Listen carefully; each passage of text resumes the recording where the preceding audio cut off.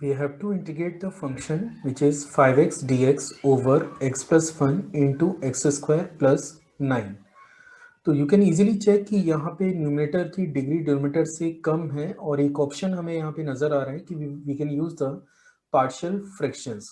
तो पहले हम लोग पार्शियल फ्रैक्शन को यूज करके इसको दो पार्ट में स्प्लिट करेंगे, then we will integrate the given function. तो पहले स्टेप में I am just going to do the partial fractions.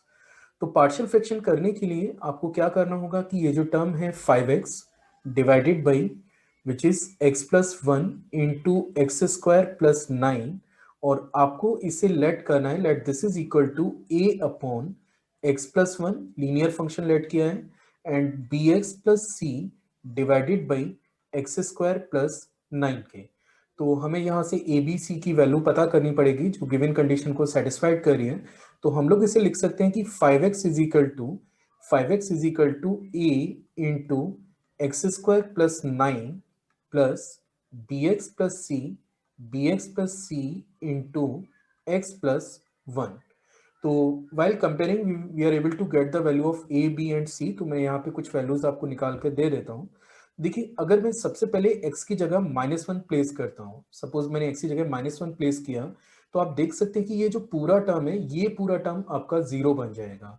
और लेफ्ट में आप देख पा रहे हैं कि ये -5 बनेगा और राइट में आपको मिलेगा 10 टाइम्स ऑफ a. और you can claim a is equal to -1/2. तो एक कांस्टेंट हमने यहाँ पे पता कर लिया है, एक कांस्टेंट हमें -1/2 यहाँ पे मिल गया है. इसके फर्दर अगर हम लोग बात करें तो मुझे b और c की वैल्यू भी निकालनी पड़ेगी. तो आप इस इक्वेशन में देख सकते हैं कि मैं यहाँ पे कोफिशिएंट्स को कंपेयर कर रहा हूँ. अब लेफ्ट साइड में अगर मैं x के कोफिशिएंट्स को निकालूं तो वो है 5, और राइट साइड में अगर आप x के कोफिशिएंट की बात करें तो आप देख सकते हैं कि यहाँ तो कोई x का कोफिशिएंट नहीं है, लेकिन यहाँ पे आपको मिलेगा इस सेकेंड टर्म में x का कोफिशिएंट आपको मिलने जा रहा है b प्लस सी. तो एक इक्वेशन हमारे पास ये और आ चुकी है, लेकिन क्योंकि 3 वेरिएबल इस इक्वेशन में है तो वी नीड 3 इक्वेशन, और 2 इक्वेशन तो ऑलरेडी हमारे पास है ही है. ए की वैल्यू मैं निकाल चुका हूं और b प्लस सी हमने 5 निकाल लिया है. अब मैं करने जा रहा हूं कंपेयर कांस्टेंट को. तो आप देख सकते हैं कि लेफ्ट साइड में कोई कांस्टेंट ही नहीं है, मतलब लेफ्ट साइड में अगर कोई कांस्टेंट नहीं है तो इसको अपन 0 यूज कर सकते हैं. और राइट साइड में आप देख पा रहे होंगे कि ये 9a है और एक टर्म आपको c मिलेगा. जब आप इस c का इस 1 से मल्टीप्लाई करेंगे तो एक टर्म c और आपको मिलेगा. ये हमने दोनों साइड कांस्टेंट को कंपेयर कर लिया है और ये हमारे पास थर्ड इक्वेशन आ चुकी है. अब a की वैल्यू ऑलरेडी हमारे पास है. अगर a की वैल्यू हमारे पास है तो आप देख सकते हैं कि यहाँ पे c की वैल्यू आपको मिलने जा रही है 9/2. c की वैल्यू आपको 9/2 मिलेगी. और सिमिलरली अगर मैं b की वैल्यू की बात करूं तो b हमें मिलने जा रहा है b इज योर 1/2 के. तो ऑलमोस्ट हमारे पास तीनों वैल्यूज आ चुकी हैं. a हमारे पास -1/2 है, b हमारे पास 1/2 है और c हमारे पास 9/2 है. अब जैसा कि आप जानते हैं कि क्वेश्चन हमारे पास था 5x into D x over x plus 1 into x square plus 9 के. और आपने इसको दो पार्ट में स्प्लिट भी कर लिया है. जब आपने इसको दो पार्ट में स्प्लिट किया है तो पहला जो फ्रैक्शन है जिसमें a की वैल्यू -12 है, मैं चलिए एक स्टेप यहाँ पे बढ़ा देता हूँ. हमने इसको लेट किया था a upon x plus 1 into D x plus integral bx plus c over that is x square plus 9 into D x के. ये हमने लेट किया हुआ था. और जब आप इंटीग्रेट कर लेंगे तो फिर एक कांस्टेंट भी आपको यूज करना पड़ेगा साथ में. तो चलिए देखते हैं ए बी सी की वैल्यूज मैं यहाँ पे सेट कर रहा हूँ, देखते हैं कि फाइनली क्या एक्सप्रेशन हमें मिलने जा रहा है. तो first term you will get -1/2 integral of dx over x plus 1. ये टर्म आपको मिल गया. मैंने यहाँ पे a की वैल्यू को प्लेस कर दिया है. b आप चेक कर सकते हैं, वो आपका 9/2 है, और सॉरी b आपका 1/2 है और c आपका 9/2 है. तो ये टर्म बन जाता है plus integral of x plus 9 divided by x square plus 9 into D x. और एक 1/2 आपको अलग इंटीग्रेशन के बाहर रखना पड़ेगा क्योंकि b की जगह आपने 1/2 डाला है, c की जगह 9/2 डाला है. तो 1/2 फाइनली सेपरेट हो जाता है और प्लस के कांस्टेंट भी साथ में चल ही रहा है. चलिए एक दो स्टेप और आगे मूव कर लेते हैं. -1/2 this is dx over x plus 1. वैसे हम लोग इसको इंटीग्रेट अप कर सकते थे, लेकिन एक स्टेप में आगे और जा रहा हूं. Now this is 1/2 integral of x dx over x square plus 9 plus 9/2 integral dx over x square plus 9 plus constant. तो ऑलमोस्ट हमारे पास एक ऐसा एक्सप्रेशन आ गया है जिसको हम लोग इजीली इंटीग्रेट कर सकते हैं। तो चलिए इंटीग्रेशन करना शुरू करते हैं।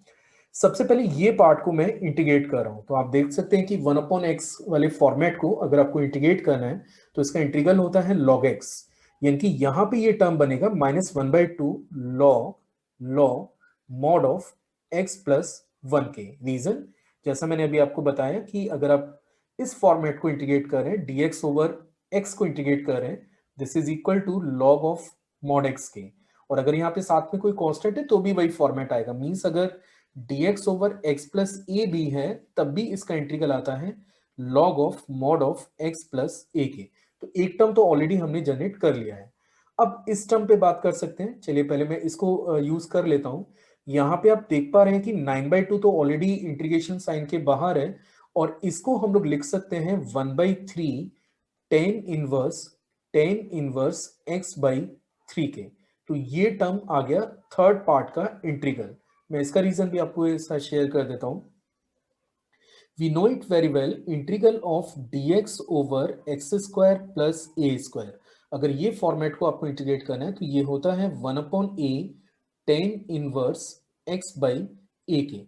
तो मैंने सेम वही रिजल्ट यहाँ पे यूज किया है और अभी बचा है हमारे पास third part which is 1/2 integral of x dx over x square plus 9 के।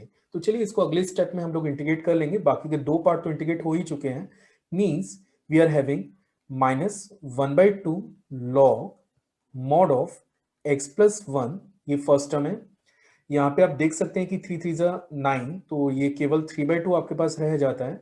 3/2 which is tan inverse x/3, एक टर्म ये आ चुका है। और अभी मेरा बाकी है 1/2 integral of x dx over x square plus 9 के। तो चलिए अब इस पार्ट को भी इंटीग्रेट करना शुरू करते हैं।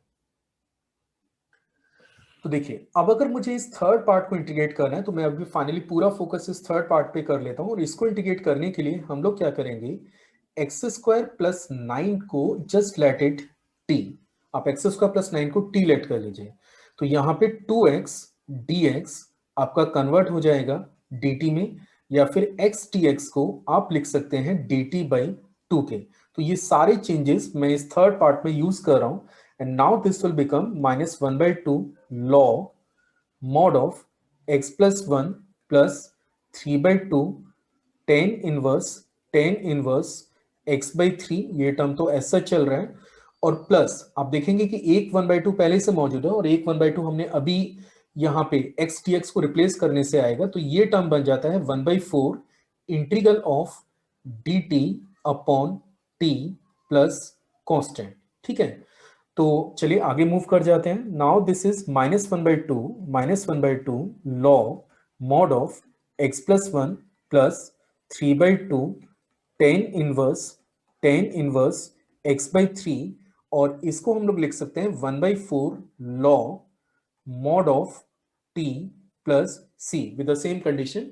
1/t का integral log mod of t रहता है। अभी बस एक काम और बाकी है कि ये जो t की वैल्यू है बस आप इसे रिप्लेस कर दीजिए and you will get the result.